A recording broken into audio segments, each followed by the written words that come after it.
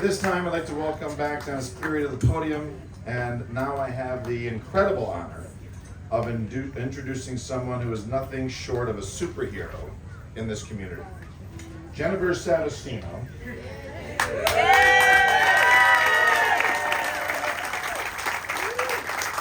is not only an extraordinary executive and board member, but also a major sponsor, volunteer, and dedicated parent with the Syracuse Challengers. Her tireless work behind the scenes is the reason so many of us are sitting here today celebrating this groundbreaking moment. From fundraising to planning, Jennifer has poured her heart and soul into making the Carrier Park Superfield of Dreams a reality. I've had the pleasure of working alongside Jen, and I can honestly say that her passion, commitment, and leadership have been nothing short of spectacular. She is the kind of person who makes the impossible possible, and we are all incredibly lucky to have her as part of this program. Please join me in giving a warm welcome and a huge thank you to the one and only Jennifer Savastino.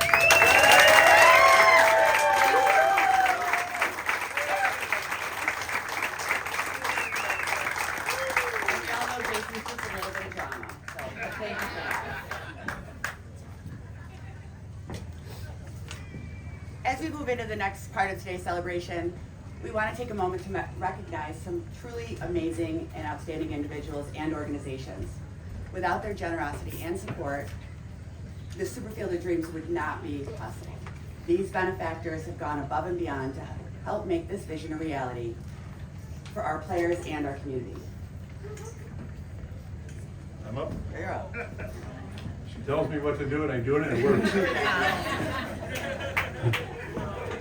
It's my honor to present these tokens of appreciation to those who have made lasting impact on the Syracuse Challenger and Carrier Park. Your commitment is truly inspiring. On behalf of everyone here, we thank you from the bottom of our hearts. First, we'd like to recognize our supporters who could not be with us today. So as president, I'm going to accept the trophies for the Ralph C. Wilson Foundation. They were our first $100,000.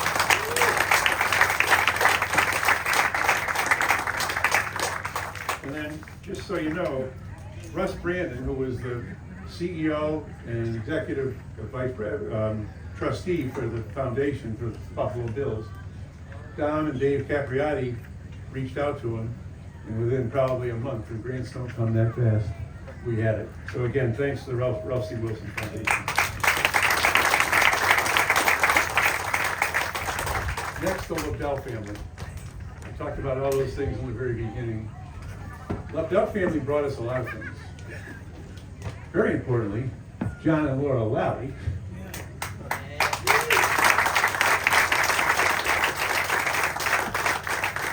And Hudson West, our PR people, who put this whole thing on. So thank you, Hudson West. And lastly, we don't have a person from the Carrier Corporation here, but again, Ed said it pretty well. We need to thank them as well, because without them, we wouldn't do this.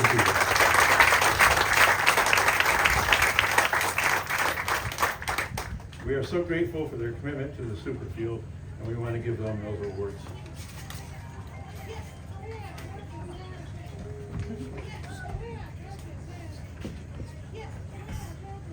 The next award we're going to give on behalf of Syracuse Challenger Baseball Program and the Friends of Town of DeWitt and Carrier Park Superfield, we'd like to extend a heartfelt thank you to the Central New York Community Foundation. And we have Frank Rinzi and Lisa Dunn Alfred here to accept their trophy.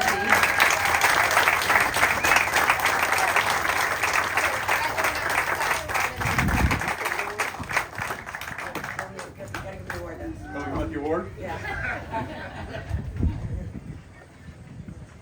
Thank you. Thank you very much. Lisa is also a Challenger parent. Your generosity has played a pivotal role in bringing the Superfields of Dreams to life, and your commitment to improving our community is truly inspiring.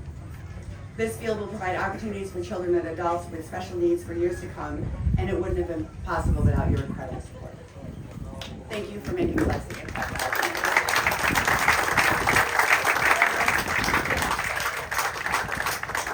One of my favorite and Linda's favorite friends for a lot of years, the Jim and Julie Boeheim Foundation.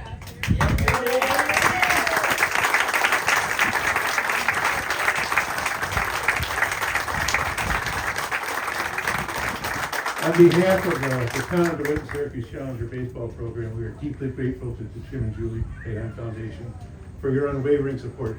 They've supported so many different things. They made sure that our kids got to the World Series. Just incredible support over the years. Your dedication to helping children and families in Central New York shines through everything you do. Your contributions have been instrumental in making the Super Field of Dreams a reality.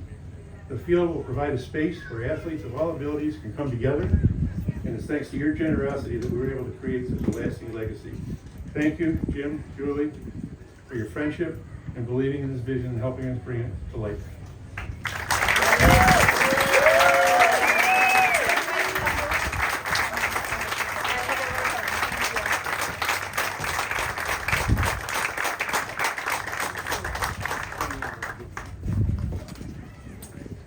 On behalf of the town of DeWitt and Syracuse Challenger baseball program, the next award, we want to extend a huge thank you to John and Laura Lally for their extraordinary generosity. With their outstanding donation, $475,000 towards the Super Field high-tech AV package, this field is set to be a game changer, quite literally. The Lollies know a thing or two about building incredible athletic complexes, and we are so grateful to have their support. Thanks to you, our kids have enjoyed unforgettable moments from Syracuse University football games to playing in the World Series. We can't wait to see the bright future ahead for this field. Thank you for your amazing contribution.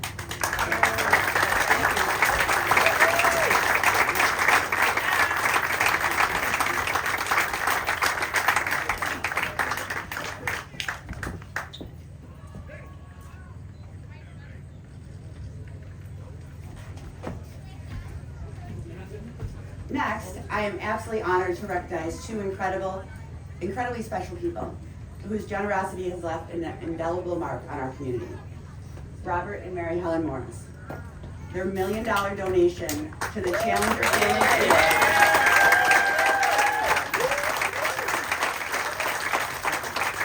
has been nothing short of transformational.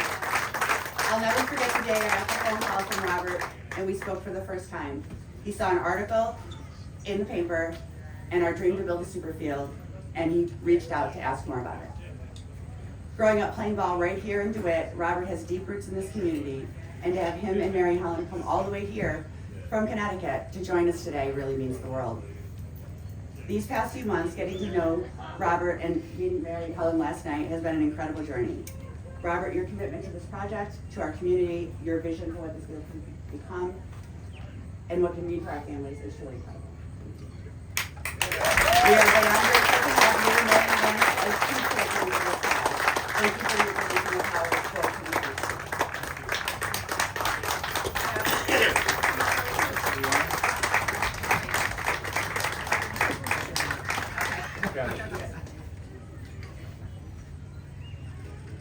Thank you. Everyone just together real quick. Thank you.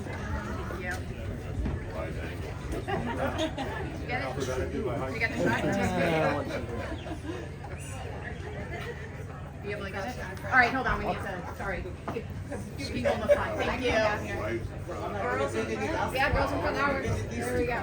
No, just send over. There we go. Okay, thank you. Ready? All right, don't flip off the photographer.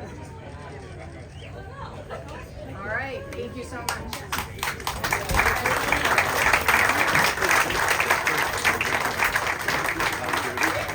And next, I would like to introduce, to say a few words, Mr. Robert Morris.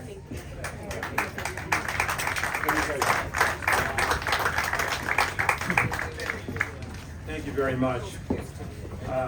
Many years ago when I got out of college, I was planning on becoming an attorney. So my counselor suggested that I go and visit Scotland, which is the home of law, and watch some trials. So I went over to Scotland and I was watching a trial one day, and I noticed in the jury box, one of the jurors was getting extremely uneasy and clearly didn't want to be there. And finally I saw him raise his hand, and he says to the judge, "Excuse me, Your Honor, I need to leave." And the judge said, well, why, sir, why would you need to leave? He says, my wife, she's about to conceive a child. The judge looked quite surprised by that news and said, I think what you mean to say is she's about to deliver a child. But whether you're right or I'm right, you should be present for either occasion. So I'm very glad to be present for this occasion.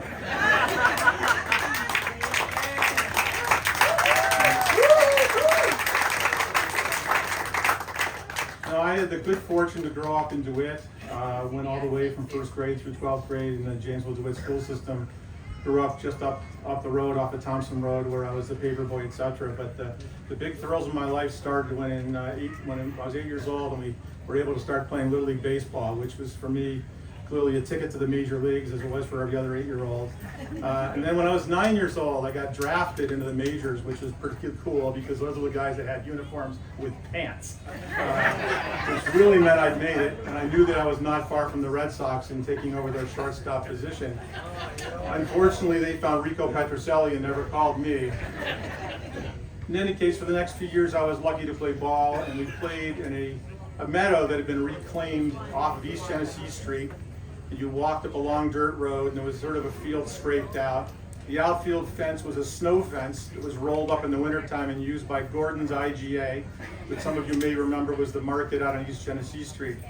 So we had many great times out there, many great friendships, and we were the beneficiaries of many local parents, friends, local businesses, G&W Builders, Barnes & Cone, Red McDivitt, Langley Jones, United Van Lines, companies some of you may know here locally that sponsored us. Many of them actually, Barnes & Cone became my team. My manager, incredibly, was named Mr. Homer, which I thought was prophetic, although I never hit one. And then the field, we played baseball and it was just great. Now the field itself wasn't particularly high quality. It had a lot of stones in it. So in fact, for every game, we would actually have a small 10 minutes allotted to removing the larger stones so there wouldn't be too many ground balls going off in the wrong direction. Well, during one game, I was playing second base and the guy to my right was playing shortstop, and we were watching the pitcher warm up. The shortstop decided to start picking up stones and flinging them over the center field fence, trying to hit the wooden scoreboard, which is about 8 or 9 feet wide by 3 or 4 feet tall, out in center field. And not a very wise choice because it was all taking place over the head of the center fielder. He was getting a bit gun shy about it. Remarkably, just as the last pitch went into the catcher for the last of the warm-ups, the shortstop took a stone and threw it out, and it went wide of the fence. Sadly, at that same moment, I noticed my dad was walking my youngest brother in a stroller out past the thing and got hit right in the head by the stone. He went down to the ground, scaring me, of course, to death. I ran out, climbed over the snow fence, and fortunately, he was fine. My dad, fortunately, was the kind of guy who makes lemonade out of lemons. And rather than get all upset, etc., what he decided to do was, let's head up a project to clean up this infield. So he grabbed a bunch of other dads with shovels and rakes, etc., and cleaned up the stones. But at the same time, we found out that a small grocery store chain in Rochester was thinking about expanding in the Syracuse area, and it turns out they were going to buy the real estate. This chain you may have heard of is called Wegmans. So Wegmans was buying the dirt on which we were playing stoneball, or baseball, sorry. So my dad, the town of DeWitt, local businesses, does this sound familiar? Got together and decided to build a new baseball field, which still stands at the foot of Colonial Drive below the Janesville DeWitt High School. It's now used both for the Janesville DeWitt Little League and I think for women's softball, but my dad was very much involved in that project 50 some years ago. So when I saw the story in the newspaper that involved the Challengers and the great program here, I thought, what a nice way for us to be able to continue to do what people did for me and us way back in the day. And so that's why we're here today. And also one other special thanks I have to put out. I know that we just covered Jennifer Statistino. She is the Energizer Bunny. I've never seen anybody like this put heart and soul into an activity, and you are truly blessed to have her in the middle of this. And thank you so much for including my wife, me, and my family in this whole activity. Thank you very much.